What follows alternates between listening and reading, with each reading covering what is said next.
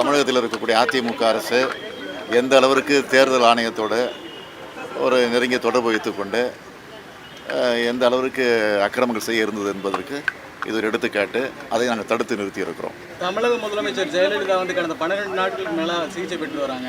இதில் எதிர்க்கட்சி தலைவராக நீங்களோ இல்லை தலைவர் கலைஞரோ போய் சந்திக்க வாய்ப்பு இருக்கா நேரடியாக? இப்போ அவங்க யாரையும் சந்திக்கிறது இல்லை, அவங்க சந்திக்க முடியாத சூழ்நிலை தான் இருக்கிற மாதிரி செய்தி. அதனால் இப்போ அது அந்த முயற்சி ஈடுபட வேண்டிய அவசியமே இல்லை. ஏற்கனவே தலைவர் கலைஞர் அவர்கள் மிக தெளிவாக அறிக்கை வெளியிட்டிருக்கிறாரு. உண்மை நிலவரத்தை அந்த ஆட்சி பொறுப்பில் இருக்கக்கூடிய முதலமைச்சருக்கு அடுத்த இடத்தில் இருக்கக்கூடிய அமைச்சர்களோ அல்லது தலைமைச் செயலாளரோ இது சம்பந்தமாக முறையான அவருடைய உடல்நலம் குறித்து விளக்கம் சொல்ல வேண்டும். அப்படி விளக்கம் சொன்னால் நாட்டிலே பரவக்கூடிய வதந்திகளுக்கு ஒரு முற்றுப்புள்ளியாக இருக்கும் என்று பலமுறை எடுத்து சொல்லியிருக்கிறார்கள். ஆனால் இதுவரையில் அந்த நிலையை அவர்கள் இதுவரை எடுக்கவில்லை என்பதுதான் வேதனைக்குரிய ஒன்று.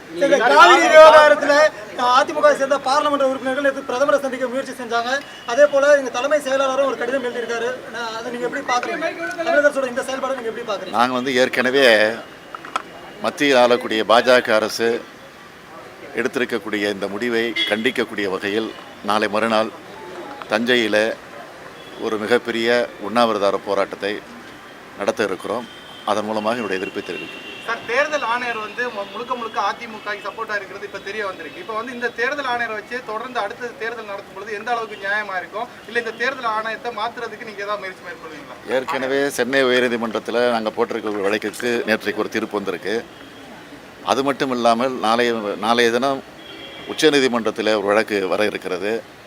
அந்த வழக்கை பொறுத்த வரையில் எலக்ட்ரானிக் மிஷின் வைக்கணும், வெளி மாநிலத்தில் இருக்கக்கூடிய அதிகாரிகளை வைத்து தேர்தல் நடத்தணும், முறையாக நடத்தணும்னு ஏற்கனவே நாங்கள் குறிப்பிட்டிருக்கிறோம்.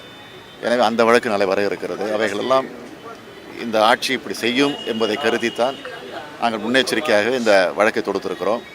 ஆனால் ஒன்று, எந்த காரணத்தை கொண்டும் தேர்தலை ரத்து செய்ய வேண்டும் என்ற நோக்கத்திலே நாங்கள் வழக்கு நீதிமன்றத்திற்கு செல்லலை. தேர்தலை ஒழுங்காக நடத்த வேண்டும் என்ற நிலையில தான் நீதிமன்றத்திற்கு சென்றோம்.